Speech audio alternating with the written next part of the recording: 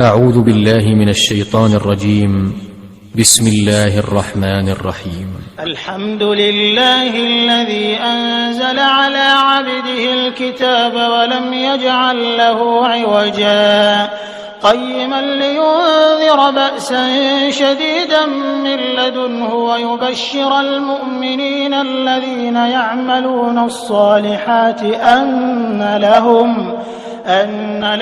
أجرا حسنا ماكثين فيه أبدا وينذر الذين قالوا اتخذ الله ولدا ما لهم به من علم ولا لآبائهم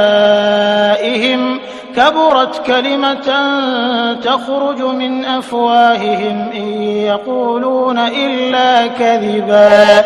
فلعلك باخع نفسك على آثارهم إن لم يؤمنوا بهذا الحديث أسفا إنا جعلنا ما على الأرض زينة لها لنبلوهم أيهم أحسن عملا